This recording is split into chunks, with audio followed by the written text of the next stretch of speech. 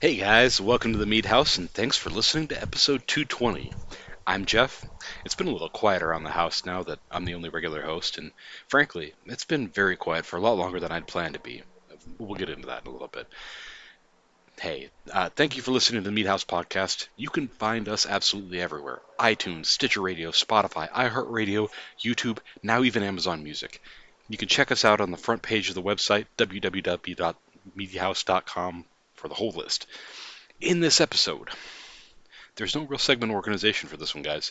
The Mead House has been radio silent for way too long. I wanted to shoot you guys in Mead House Nation an update and get back into the habit of having regular releases again. So, before I get into the weeds with that, I need to thank our key holders. They're doing their part to help keep the Mead House podcast free.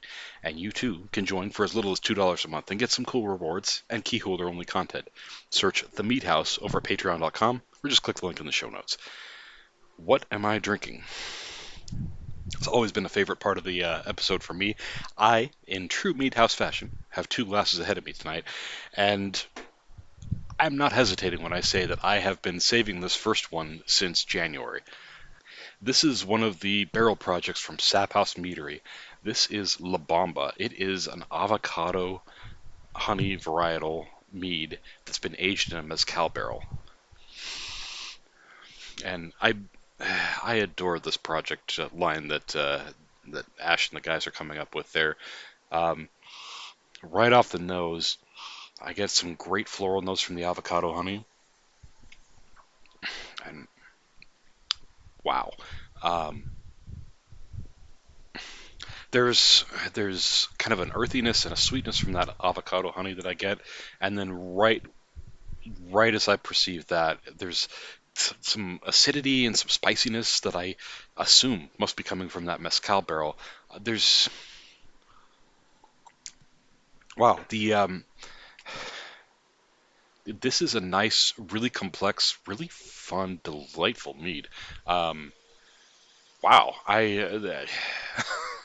um, we talked previously about how much the smoky peat, the smoked honey mead that was aged in a Scotch barrel, just blew our minds. This is kind of like nearly there. This is a very close second to that, as to, um, how much I love this as something from that barrel project, and they've had a number of really good entries out of this line already. I'm not sure if this La Bamba is still available, but man, pick yourself up a bottle. This is really good, really wonderful stuff. Um, my other glass is it's a beer. Uh, It's from a local microbrewery. I've talked about these guys before. This is the KC Beer Co., spelled Bier, and these guys do traditional style German beers. And this is one of their Dortmunder. It's one of their limited styles. It is a golden export lager, and I'd never heard of this style before, so I figured, why not? I give it a try. Um, so when I hear the phrase export lager, a couple things come to mind. What I assumed getting into this was this is going to be a maltier, a little bit heavier lager. What I didn't and probably should have assumed was that it was also going to have a heavy degree of hops to it. Um, this is very hoppy for a lager, which is a little off-putting at first, but it's not bad. Um, that said, as that hop flavor kind of lingers on my tongue, um, I'm not crazy about this hop flavor. It from the kind of the taste, that after aroma smell of it, it almost feels like it's been, I don't know, like dry hopped with Magnum or something like that. Like not an aroma hop, something a little bit more kind of dank and um, a little bit resiny, if you will. Um, it's not terrible. It's just a little off-putting and not exactly what I wanted. Um, it's still a fairly good beer, but it's probably not something I'm going to get again. So, that being said, Mead House Nation, getting into the show, this is the part where right off the bat I need to apologize. Time had a bad way of getting away from me, and between my intended break and then a bunch of technical issues, which are frankly embarrassing to talk about because I work in IT, and then a sinus infection that had me talking like I had my nose plugged up for an entire month, and a little surgery, I've had a lot of really great excuses for not getting an episode out sooner. Long story short, I owe you guys an apology. It's already June, but I'm working on getting that going, getting back up again, and getting some episodes out for you guys to enjoy. So, I'm sure you guys are all interested in what direction I'm planning on taking the Mead House, and I've been thinking it over a lot with different options over this extended break here. I'm still thinking about doing interviews. You know, the industry professionals from all over. They've been a great addition to this show in the past. They'll probably continue to be in the future, even without my excellent former co-host Ryan's tireless efforts to book them for us. I'm also really interested to talk to other home mead makers and see what you guys are playing with and what you're making on your own. I mean, that I think is kind of the sweet spot for this show moving forward. It's the a touchstone on the community, if you will. So for me, myself, my whole mead making process is really personal to me. I'm making mead for me, for my friends, for my family. It's my process is really about the fun little experiments that I use to try new ingredients. It's the delicious stuff I come up with combining X yeast and Y varietal honey. It's the cool braggots that I get to make with fun new hops, and in some cases, it's also the embarrassing mistakes that I get to tell you guys about over the course of this whole journey. So moving forward, I think a lot of this show is going to be a little bit personal for me. I have a lot of projects in mind, and part of the goal of this episode is really just to get a conversation started and invite some commentary with our audience. Maybe even get our audience talking amongst themselves. You guys are probably aware that a long time back, the Mead House hosts made a decision to stop posting recipes. There were plenty of resources available online for mead recipes, some good, some bad. We didn't feel like we needed to be a part of that. And if you guys look way back in the archives, you might even recall an episode where our old friend Mississippi got up on a soapbox and railed on somebody for getting inconsistent results because they were using one of their recipes, one of his recipes, but they were changing things up. And if you weren't following his recipe, well, why were you expecting the same results? This is going to be the first new direction for me here. I'm going to start posting recipes again with a caveat. Unlike Mississippi, I don't want you to work my recipes verbatim.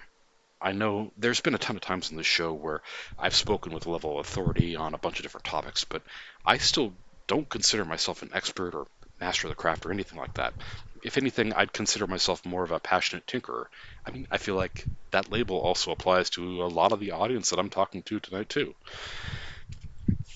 So, what I want you to do when I'm posting my recipes is to use them as a starting off point, but innovate. Yeah, use a different fruit or a different herb. Change your honey varietal up. Use a different strain of yeast. Add more or less or different hops. What I want you to do, dear listeners at home in Mead House Nation, is to take my personal recipes, which by my own standards I consider are already pretty good, and innovate for yourselves. Then tell me about it. Better yet, jump on the Mead House's Facebook page or subreddit and post your process and results. It'd be good to have some fun results for me to report here on the show.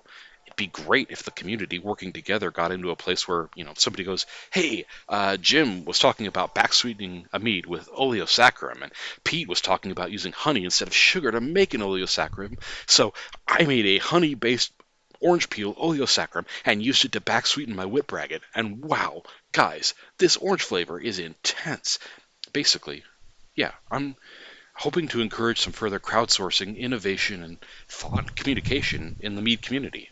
Maybe put a little focus behind that too. So, what am I focusing on in the short term? The first thing I'm looking at doing immediately is my annual batch of Sangria Mead for my wife, and we'll get to that in a little bit. Second, this should come as no surprise. I'm looking at making some tasty brackets.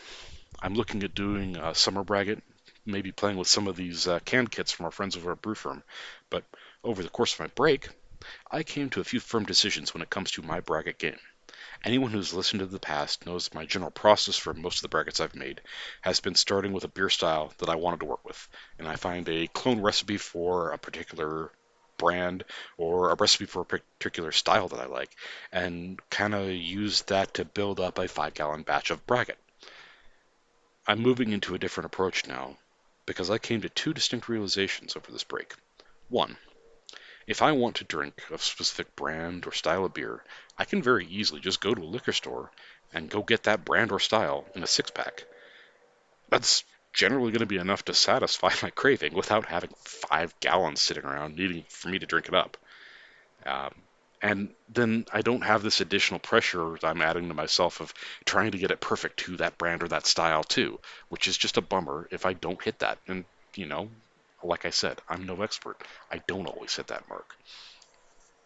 The other decision I made is 5 gallons is a lot of beer for one guy to drink. So, moving forward, the batches I'm building from the grain up, so to speak, are going to be built with more of like a flavor or an experience in mind, and using some of the nuts and bolts I learned from my stint moonlighting at the local homebrew store. And I'm going to focus on only doing 3-gallon batches, which is still a plenty substantial enough amount, but also less intimidating than needing to down 40 pints all by my lonesome before I can put something else in that keg. Hey, speaking of kegs, my third focus moving forward, I'm still working on fine-tuning that keezer that I was talking about having built right before the break. I made a nice batch of Czech Pilsner using my Anvil Foundry just to test it out, and it came out okay. My big problem, though, was that I couldn't get a consistently good level of carbonation off this thing. I'd pull a pint, it was a little flat. So I added a little bit more pressure, let it sit for a couple days. It was overcarbed. It went back and forth like a seesaw. So I'll be using a number of these braggot projects and other projects that we'll be talking about in a minute to really work on fine-tuning that carbonation level, getting it just right, and and working on always being able to pull a perfect pint whenever the desire suits me, right? I might look at trading out faucets, tweaking my hose lengths, things like that.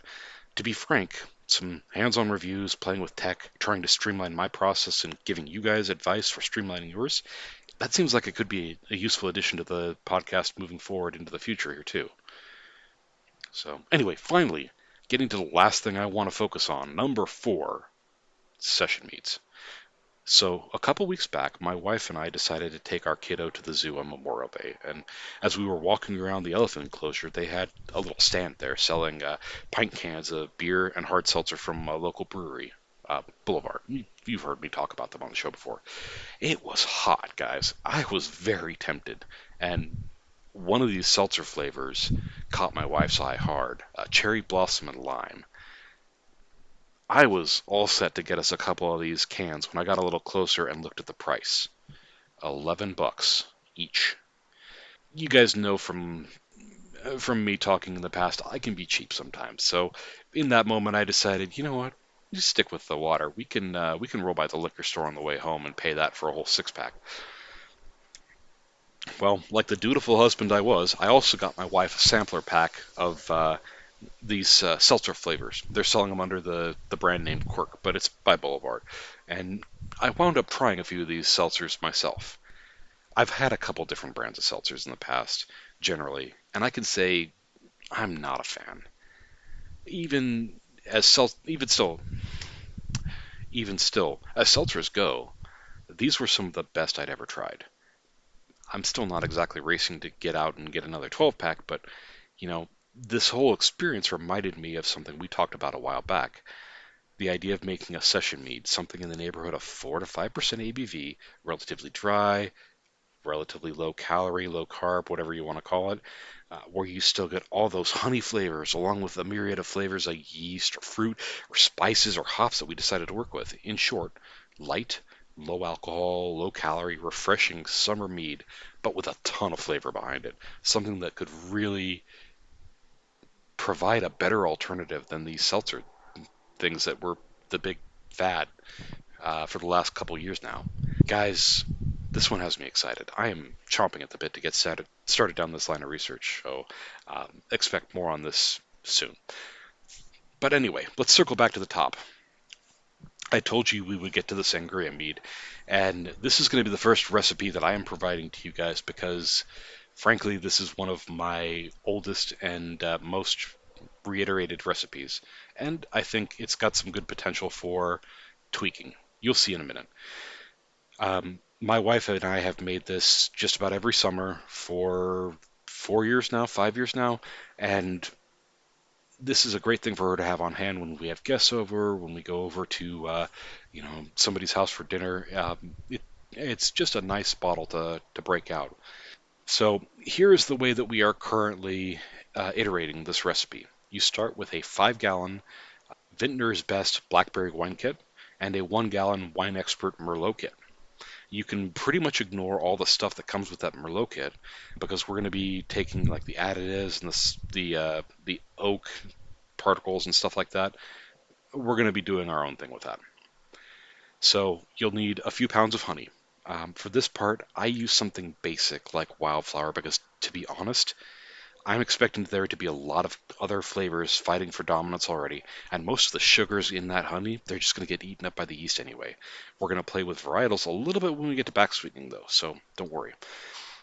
You're going to need enough water to make a 6-gallon batch. You can use treated tap water, spring water, RO water with the little minerals and stuff added to it, whatever your flight of fancy is. And then let's get started. So naturally, you're going to sanitize all your equipment and your fermenter. You're going to put the juice from the blackberry wine kit and the Merlot kit in the fermenter and dilute that until you've got 6 gallons. At this point, I'm probably going to add some bentonite to help it clear later and some FT Rouge Berry for some tannin structure, but you should consider those ingredients to be optional, really. So take a hydrometer reading and see where you stand. When I'm mixing this up, I tailor my starting gravity to what I want my alcohol content to be. And in this case, I'm usually shooting for 12%. For starting gravity, that's 1090 or 21.5 bricks, if that's the scale you like. So add your honey a little at a time, keep checking with your hydrometer until you get right about where that is. Now, that's going to add on top of your 6 gallons, but that's okay because we're going to lose some of this to sediment anyway, and that tends to give you right around 6 gallons when you're done with the um, the fermenting and the lees and the back sweetening. It works out pretty well this way.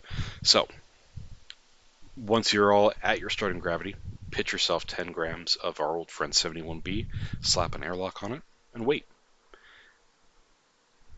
Once you see some fermentation activity in the airlock, give it about 24 hours, and then it's time to whip out the calculator and figure out how much Fermaid K is going to be needed. I like using the old Tiosna 2.0 formula. That's TIOSNA, or Tailored Inorganic Stacker Nutrient Addition formula. Um, look for it on Google. There's tons of places for it. If you're using my same starting gravity, that's 9 grams, almost exactly on the nose. If you're going to go higher or lower gravity, you're going to have to do the math yourself, but I promise it's not that hard. Um, Plenty of people like to add this in stages at this point, but for my money, if it's under 14% potential ABV, I'm pretty comfortable just putting it in all up front. So do that, give it a good stir, replace the airlock, and then I like to degas it once or twice a day for the first week.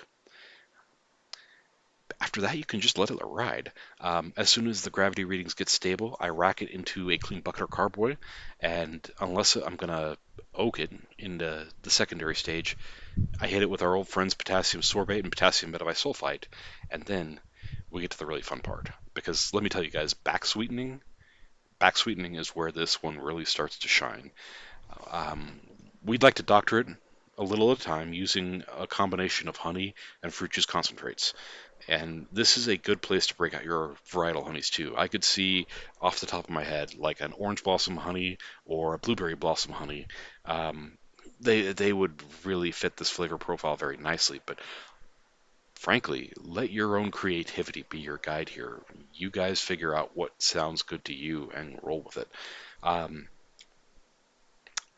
for most of our fruit juice concentrates, we'll get those little cans of frozen fruit juice concentrate from the store, but I also like to add a quart of the frozen, it's not frozen, the liquid black cherry concentrate from health food stores or something like that. That has a nice flavor that I like adding to the meat here.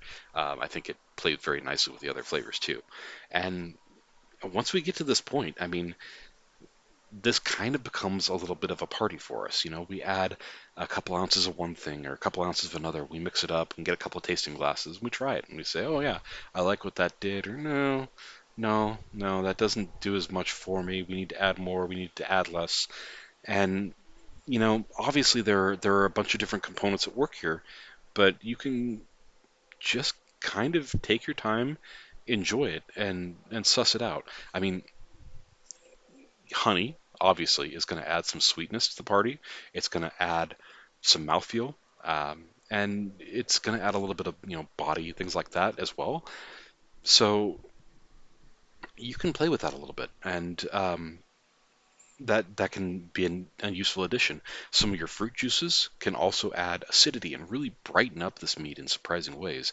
The classic flavor profile of sangria includes a little bit of orange, but I've found using some pineapple juice or some lime juice or white grape can add some really nice acidity too. That really just it adds a level of interest that is fantastic here.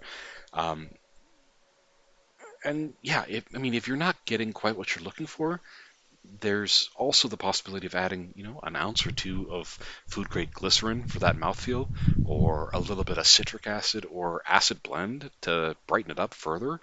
I mean, I'm not going to tell on you. Do what you want. So, another thing to consider here is brandy. And in like classic sangria recipes, brandy is usually added as a component. You could totally fortify this with brandy or port or sherry or heck, any hard alcohol that you find potentially interesting. I generally don't because you know if my wife has a work friend over to chat and decompress after a hard day, they can split a bottle, and her work friend is still able, after a couple hours of talking and drinking, to drive home safely, which is an important thing to consider, and that works out very well for her. So I tend to leave it at that without adding any extra ABV to this guy. But if that's the direction you want to take it, by all means. This is where your creativity can really come out to shine. Well, anyway, as they say, that is that. That is the end all be all of the recipe. At that point, once we've got the flavor profile nailed down, I usually use some dual fine to make it nice and clear, and then we bottle. We'd like to bottle this in 750 clear wine bottles, cork it, and put some of those little shrink caps on it. Different color to differentiate, this year's vintage, so to speak. This recipe is a little bit of an oddball to start this conversation with, but I like this for a couple different reasons. For one, this is one that like I said, I have made every year for a number of years, and it works. I'm really happy with this recipe. Pretty much everyone that I've served this to has enjoyed this one, so I have a lot of confidence in it. At the same time, there are so many different directions that you guys could take this in. As far as, you could change the starting ingredients, use a white wine base and a pear. Um, Geez, you could do so many different things with the back sweetening as far as different varietal honeys or fruit juices or, geez, anything. The possibilities are wide and endless here, and I'm curious to see what you guys come up with. And of course, you may hate this idea too, and I'm willing to take that criticism as well. So, by all means, have at it. Um, Anyway, that is the first recipe I want to provide you guys, and I am excited to hear what you guys think. That's going to wrap it up for tonight's episode. Thank you, as always, for listening, hanging out with me. If you want, you can drop me a line on our Facebook, Reddit, or our email, info@themeadhouse.com. So, that said, it's time for me to wipe down the bar, get the chickens back into the coop. Until next time, my friends, good night.